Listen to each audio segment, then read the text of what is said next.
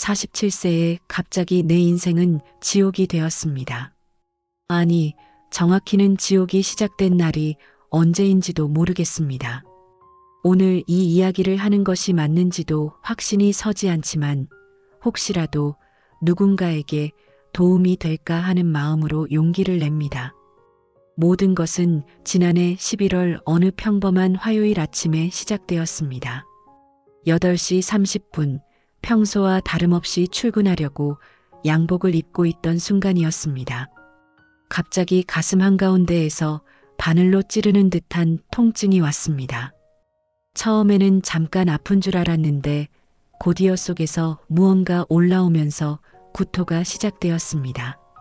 화장실에서 10여 분간 토하고 나니 온몸에 식은땀이 흘렀습니다. 거울을 보니 얼굴이 새하얗게 변해 있었습니다. 하지만 그날도 회사에 갔습니다. 단순한 소화불량이라고 생각했거든요. 그런데 이틀째 되는 날 회사 동료인 상무님이 제 얼굴을 보시더니 깜짝 놀라셨습니다. 자네 얼굴이 왜 그래? 완전히 핏기가 없잖아. 조금 속이 안 좋아서 그런 것 같습니다. 이런 얼굴로 회사에 나올 상황이 아니야. 당장 병원 가봐. 상무님의 강권으로 그날 오후에 근처 종합병원에 갔습니다. 응급실에서 간단한 검사를 받고 나니 담당 의사가 심각한 표정을 지었습니다. 혈액 검사 결과가 정상이 아닙니다. 정밀 검사를 받아보시기 바랍니다. 뭐가 정상이 아닙니까? 종양 표지자 수치가 상당히 높게 나왔습니다. CT 촬영을 해봐야겠습니다. 그때부터 머릿속이 하얗게 변했습니다. 종양 표지자라는 말이 무슨 의미인지 대충 알고 있었거든요.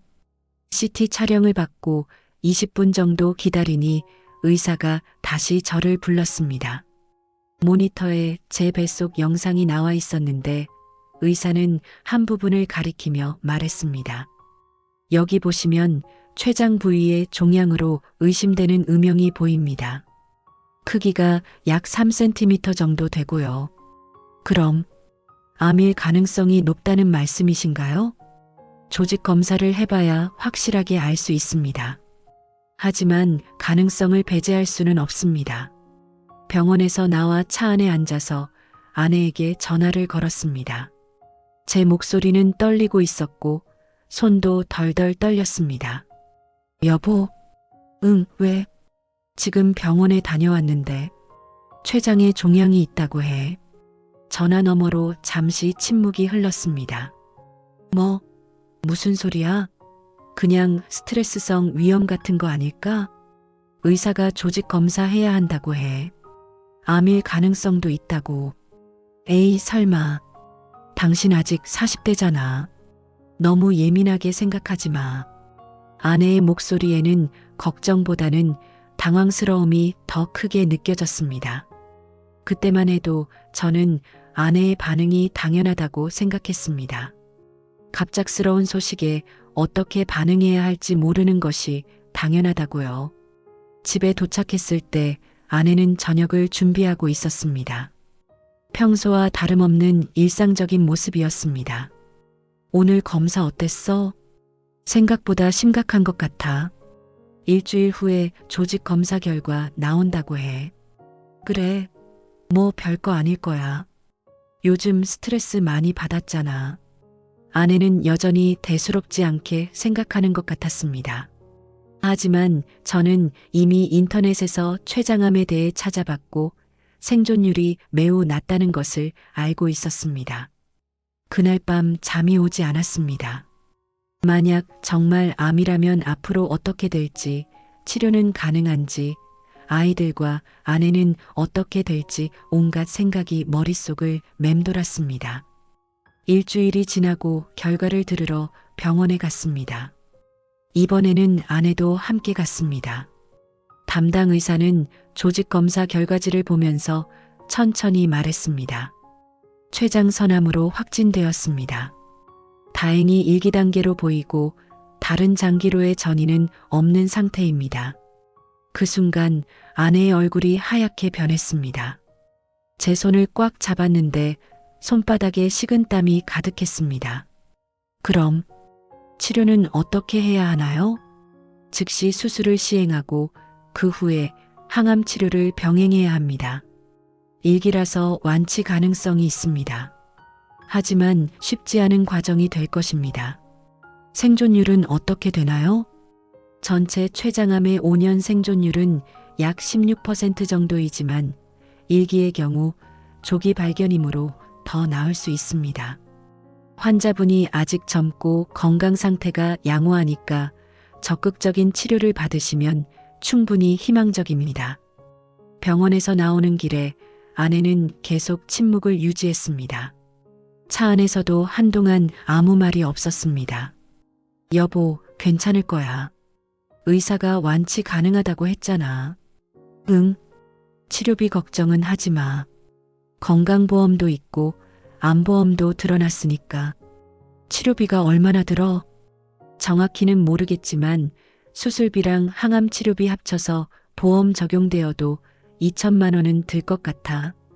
아내의 표정이 더욱 어두워졌습니다. 그날 밤 아내와 긴 대화를 나눴습니다. 앞으로의 치료 계획, 생활비 문제, 아이들 교육 문제 등 현실적인 이야기들이었습니다. 일단 회사에는 어떻게 얘기할 거야? 솔직하게 말해야지. 병가를 써야 할 것 같아. 그럼 월급은? 3개월까지는 유급병가가 되고 그 다음부터는 무급이야. 그럼 생활비는? 적금 깨고 비상금도 있으니까 1년 정도는 버틸 수 있어. 하지만 아내의 얼굴에는 걱정이 가득했습니다. 결혼 15년 동안 경제적으로 여유롭게 살아왔는데 갑자기 수입이 줄어들고 치료비까지 들어간다니 부담스러울 수밖에 없었습니다. 첫 번째 수술은 2주 후에 시행되었습니다. 췌장의 일부와 주변 조직을 제거하는 휘풀 수술이었습니다. 8시간에 걸친 대수술이었습니다. 수술 당일 아내는 새벽부터 병원에 와서 기다렸습니다. 수술실 앞에서 계속 왔다 갔다 하면서 불안해했습니다. 괜찮을 거야. 의사 선생님이 경험이 많다고 했잖아. 제가 오히려 아내를 달래야 했습니다.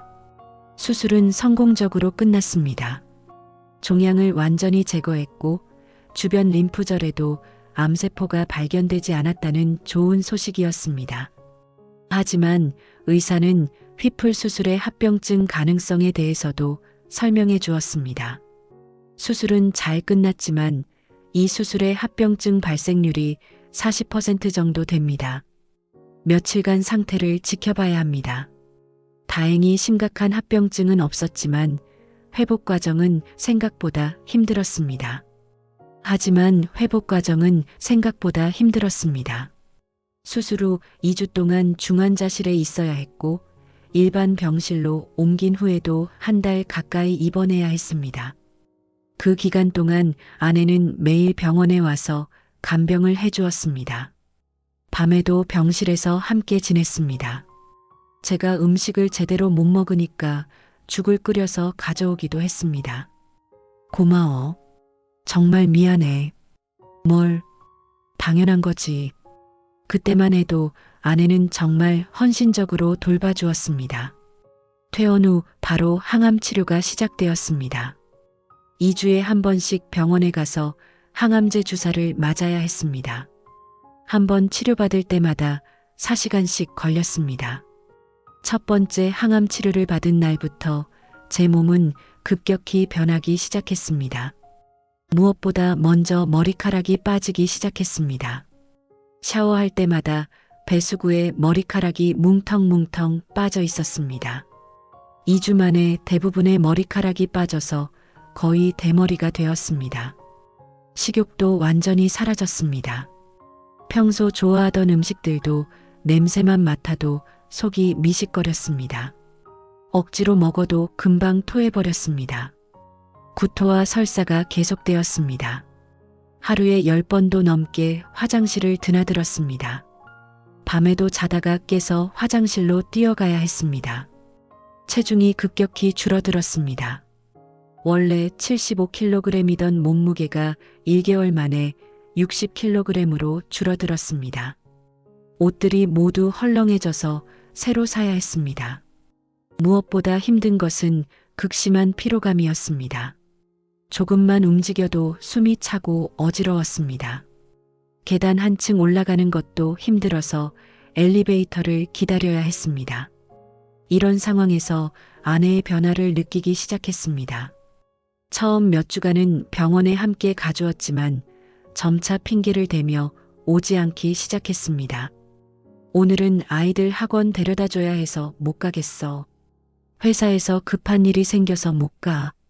감기 기운이 있어서 병원 가면 안 될 것 같아. 머리 아파서 움직이기 힘들어. 매번 다른 이유였지만 결과는 같았습니다. 혼자 병원에 가야 했습니다. 택시를 타고 가서 4시간 동안 혼자 항암 치료를 받고 또 혼자 택시 타고 집에 돌아와야 했습니다. 집에서도 아내의 태도가 조금씩 변하고 있었습니다. 예전에는 제가 아프면 따뜻한 차를 끓여주고 등을 문질러주기도 했는데 이제는 그런 것들이 점점 줄어들었습니다. 물 좀 갖다 줄 수 있어? 내가 지금 설거지하고 있어. 직접 가져와. 토할 것 같아. 양동이 좀. 약국에서 산 봉지 있잖아. 그것 써. 작은 것들이었지만 예전에 다정했던 아내와는 확실히 달랐습니다. 가장 충격적이었던 순간은 3개월째 되던 어느 목요일 오후였습니다. 항암 치료 부작용으로 몸을 가누기 힘들어서 회사에서 조퇴하고 일찍 집에 들어갔습니다. 집 앞에 도착해서 문을 열려는데 거실에서 아내의 목소리가 들렸습니다. 누군가와 통화하고 있었습니다. 저는 문을 열지 않고 잠시 귀를 기울였습니다. 언제까지 이렇게 살아야 해? 나도 내 인생이 있다고. 이제 40대인데 이렇게 끝나는 거야? 문틈으로 들리는 아내의 목소리였습니다. 저는 숨을 죽이고 더 들어봤습니다. 암 환자 간병하느라 나까지 망가지고 있어. 아이들도 아빠 때문에 스트레스 받고 있고 정말 못 살겠어. 그 말을 들으니 가슴이 찢어지는 것 같았습니다. 하지만 더 충격적인 것은 뒤에 이어진 말이었습니다. 그래도 조금만 더 기다려봐. 보험금도 있고 최악의 경우를 대비해야 하잖아. 의사가 5년 생존율이 30%라고 했어. 저는 그 자리에서 다리에 힘이 빠져 벽에 기댈 수밖에 없었습니다. 제가 죽기를 기다리고 있다는 뜻이었습니다. 생명보험금을 염두에 두고 있다는 것이었습니다. 맞아. 그때까지만 참자. 어차피 췌장암은 예후가 안 좋다잖아. 재발 확률도 높고.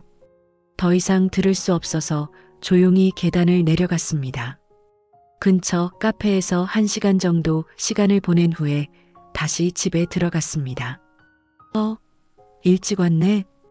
응. 몸이 안 좋아서. 아내는 평소와 다름없는 표정으로 저를 맞았습니다.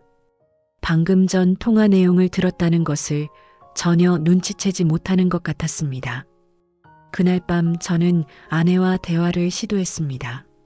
여보, 내가 아픈 것 때문에 많이 힘들게 하고 있는 것 같아서 정말 미안해. 무슨 소리야? 당연히 도와줘야지. 하지만 현실적으로 생각해보면 내가 너무 많은 것을 포기하고 있잖아. 친구들과의 약속도 취소하고 취미생활도 못하고. 괜찮아. 지금은 당신이 우선이야. 하지만 아내의 눈빛은 예전과 달랐습니다. 차갑고 피곤해 보였습니다. 예전처럼 따뜻한 미소도 걱정스러운 표정도 찾아볼 수 없었습니다.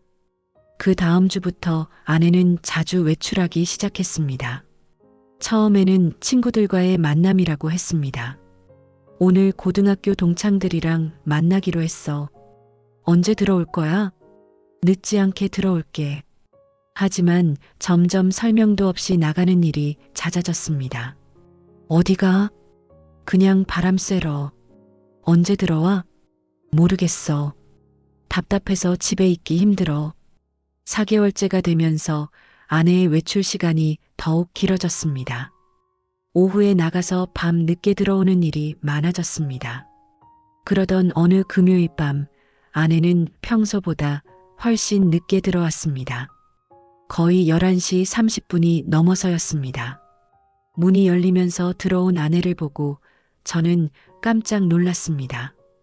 평소에 집에 있을 때는 화장을 거의 안 했는데 진한 화장을 하고 있었습니다. 립스틱도 새로 발라놓은 것 같았고 향수 냄새도 진하게 났습니다. 어디 갔다 왔어? 친구들이랑 저녁 먹고 노래방 갔다 왔어. 이렇게 늦게까지? 오랜만에 만났으니까 얘기할 게 많았지. 하지만 뭔가 이상했습니다.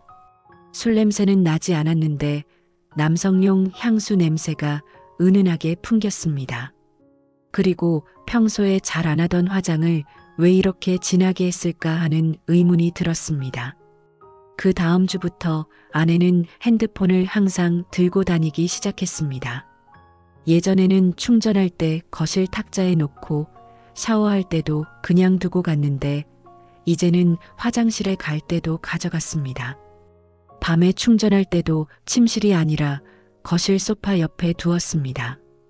그리고 핸드폰에서 메시지 소리가 나면 재빨리 확인했습니다. 예전에는 메시지가 와도 대수롭지 않게 생각했는데 말입니다. 어느 날 오후 아내가 샤워하러 간 사이에 거실에서 쉬고 있는데 핸드폰에서 메시지 알림음이 울렸습니다. 화면에 준혁이라는 이름이 떴습니다. 처음 보는 이름이었습니다.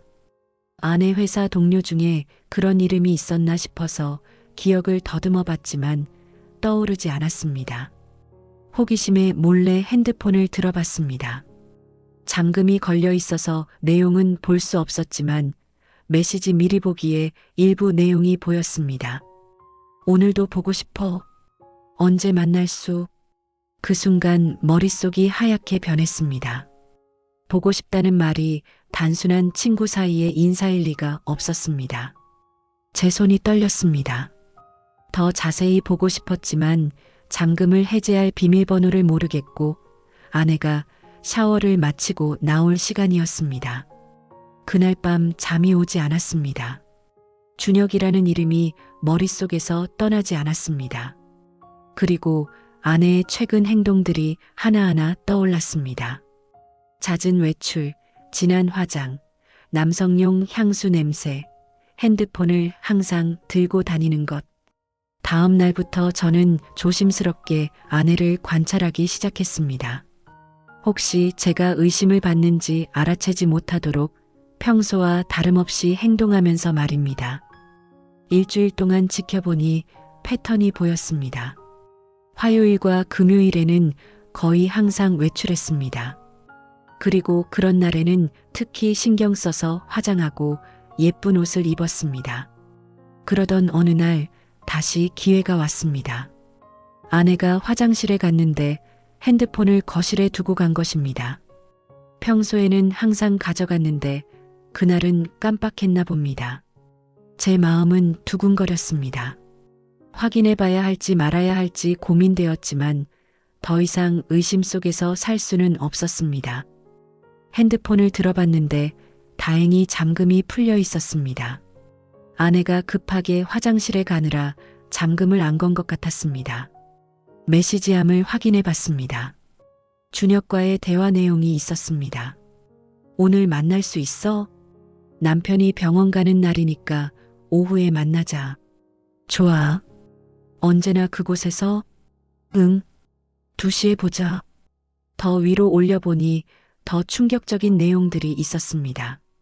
요즘 힘들지? 간병하느라.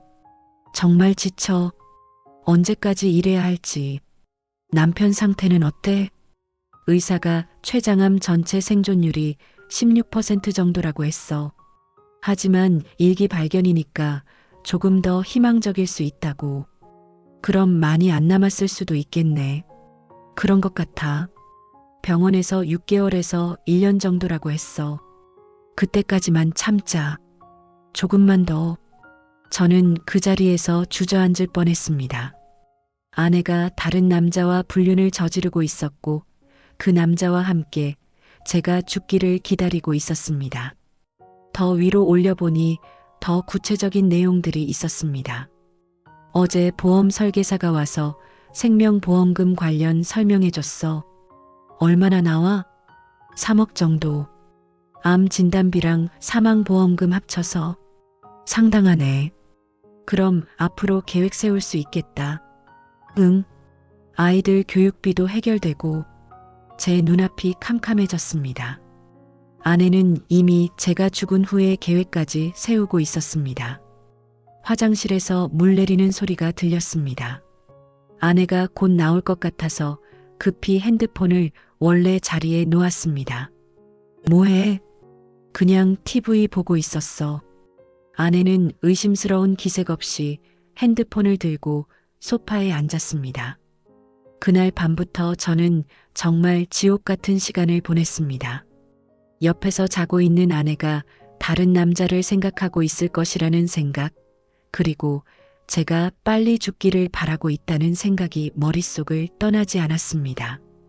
준혁이라는 남자가 누구인지도 알아내야 했습니다.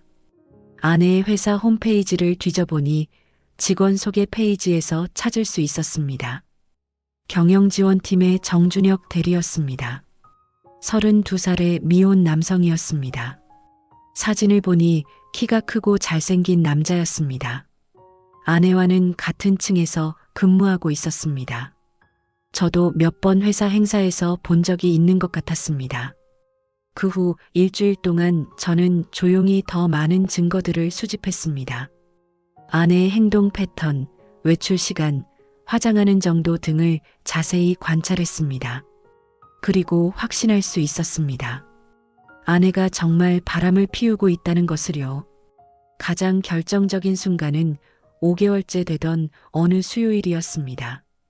아내가 친구와 영화 보러 간다며 나간 날이었습니다. 저는 호기심에 아내가 자주 가는 카페 근처까지 따라가 봤습니다. 거기서 제가 본 것은 아내가 준혁과 함께 손을 잡고 걷는 모습이었습니다. 연인처럼 다정하게 대화하면서 웃고 있었습니다. 준혁이 아내의 어깨에 손을 올리고 아내는 그의 팔짱을 끼고 있었습니다. 제 다리에서 힘이 빠졌습니다. 직접 보니 더 큰 충격이었습니다. 15년 동안 함께 살아온 아내가 다른 남자와 저렇게 친밀하게 지내고 있다는 것이 믿어지지 않았습니다. 그들은 카페에 들어가서 창가 자리에 앉았습니다. 저는 멀리서 지켜봤는데 서로 마주보고 애정 어린 시선을 교환하고 있었습니다. 준혁이 아내의 손을 잡고 뭔가 진지하게 이야기하고 있었습니다. 1시간 정도 지켜본 후 저는 집으로 돌아왔습니다. 아내는 8시가 넘어서 들어왔습니다. 영화 재미있었어? 응, 그냥 그랬어.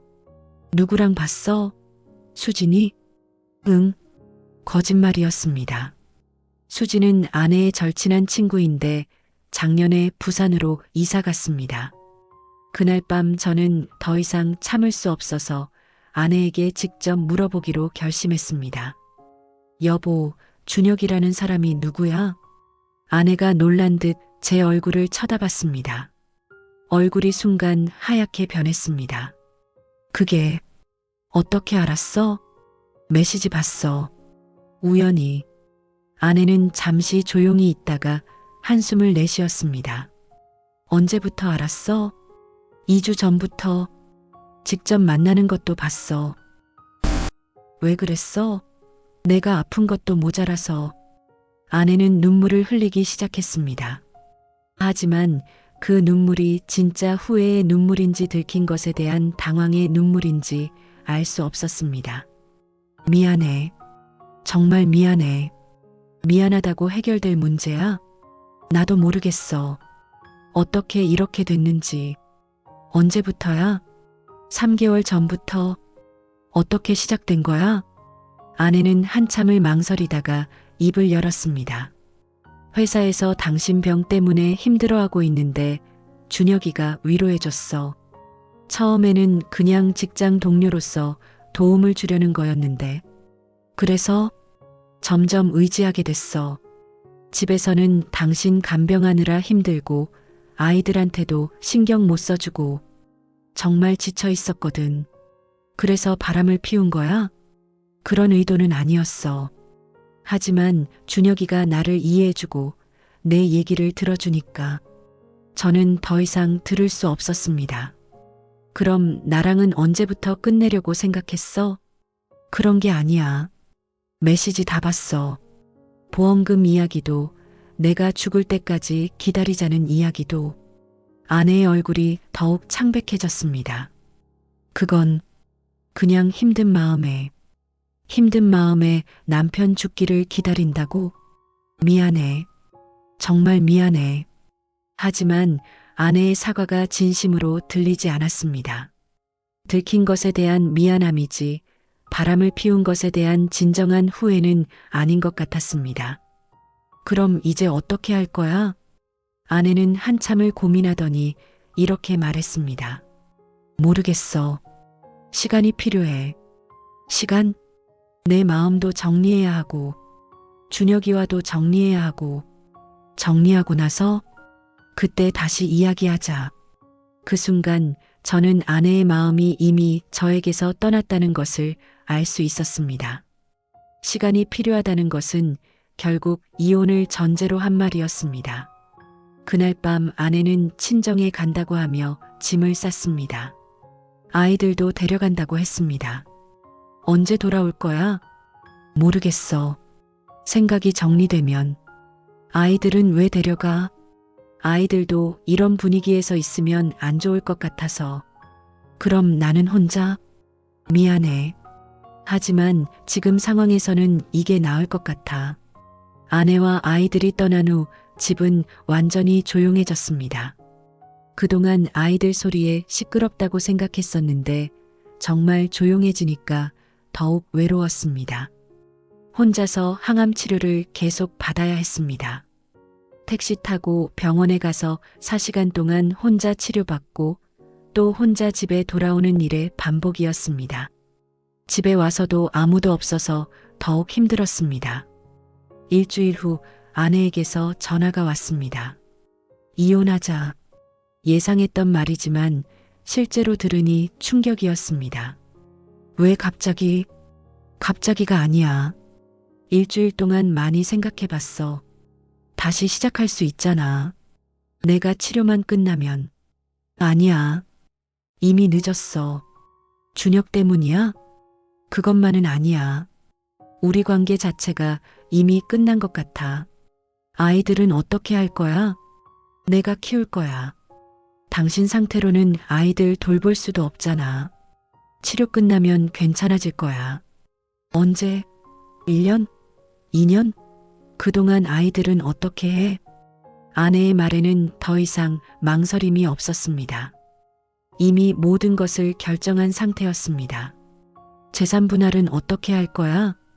법적으로 정해진 대로 반반으로 하자. 치료비는? 그건 당신이 알아서 해. 개인보험도 있고 건강보험도 있잖아. 차가운 현실적인 이야기들이었습니다. 15년 동안 함께 살았던 부부라고는 믿어지지 않을 정도로 냉정한 계산이었습니다. 그 다음날 아내는 변호사와 함께 집에 왔습니다. 이혼 서류를 들고 있었습니다. 재산은 부동산과 예금을 합쳐서 반반으로 나누고 아이들 양육권은 제가 가져가겠습니다. 양육비는 남편분의 치료가 끝난 후에 협의하기로 하죠. 변호사가 차근차근 설명했습니다. 치료비는 어떻게 하실 건가요? 제가 물어봤습니다. 그건 개인적인 문제니까 직접 해결하시기 바랍니다. 아내가 차갑게 대답했습니다. 15년 동안 함께 살았던 남편이 암에 걸렸는데 치료비 걱정까지 혼자 하라는 것이었습니다. 생명보험 수익자는 바꿔야겠네요. 그건 당신 마음대로 해. 서류에 서명하는 순간 제 눈에서 눈물이 흘렀습니다. 아내는 그 모습을 지켜보면서도 아무 표정 변화가 없었습니다. 정말 이게 최선이라고 생각해? 우리 둘 다 힘들잖아. 이게 서로에게 나아. 나는 내가 필요해. 특히 지금 같을 때. 미안해. 하지만 나도 더 이상은 힘들어. 준혁과는 어떻게 할 거야? 그건 내가 알 필요 없는 일이야. 아내가 떠난 후 저는 완전히 혼자가 되었습니다. 큰 집에 혼자 남겨져서 모든 것을 혼자 감당해야 했습니다. 항암 치료는 계속되었습니다. 7개월째가 되면서 몸 상태가 조금씩 나아지기 시작했습니다. 구토와 설사가 줄어들었고 식욕도 조금씩 돌아왔습니다. 체중도 천천히 늘기 시작했습니다. 가장 힘든 것은 정신적인 부분이었습니다.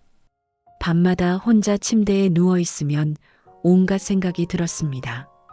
아내가 준혁과 함께 있을 모습, 아이들이 새아빠와 지낼 모습들이 떠올랐습니다. 때로는 정말 죽고 싶다는 생각이 들었습니다. 어차피 아내도 제가 죽기를 바라고 있는데 굳이 치료받으면서 고생할 필요가 있을까 하는 생각이 들었습니다. 하지만 아이들 생각이 나서 포기할 수 없었습니다. 적어도 아이들에게는 아빠가 끝까지 최선을 다했다는 모습을 보여주고 싶었습니다. 치료 8개월째 의사 선생님께서 놀라운 소식을 전해주셨습니다. 종양이 많이 줄어들었습니다. 거의 보이지 않을 정도로 작아졌어요. 정말요? 네. 항암 치료 반응이 예상보다 훨씬 좋습니다. 이 정도면 완치 판정을 받을 수 있을 것 같습니다. 기쁜 마음에 아내에게 전화를 걸었습니다. 아직 이혼이 정식으로 성립되지 않은 상태였거든요. 여보, 의사가 완치 가능성이 매우 높다고 해. 하지만 아내의 반응은 의외로 차가웠습니다. 그래, 다행이네. 정말 다행이야. 이제 다시 시작할 수 있어. 뭘? 우리 관계 말이야. 이혼은 취소하자. 안 돼. 왜? 나 이제 괜찮아졌어. 이미 끝난 일이야. 하지만 나는 이미 준혁이와 결혼하기로 했어. 그 말을 듣는 순간 세상이 무너지는 것 같았습니다. 아내는 이미 모든 것을 결정해 놓고 있었습니다. 언제? 다음 달에 혼인신고할 거야. 그럼 우리 이혼은? 이번 주 안에 법원에서 확정될 거야. 모든 것이 이미 정해진 수순이었습니다. 제가 완치되든 안 되든 상관없이 아내의 계획은 변하지 않을 것이었습니다. 9개월째 정식으로 이혼이 성립되었습니다. 재산 분할도 끝났고 아이들의 양육권도 아내에게 넘어갔습니다. 저는 월 50만 원의 양육비를 지급하기로 했습니다. 집도 팔고 작은 원룸으로 이사했습니다. 재산 분할 후 퇴직금과 노후자금을 합쳐 약 2억 5천만 원 정도의 자산이 남았습니다. 60세 은퇴 후에는 63세부터 국민연금을 받을 수 있어서 최소한의 노후 준비는 되어 있는 상태였습니다.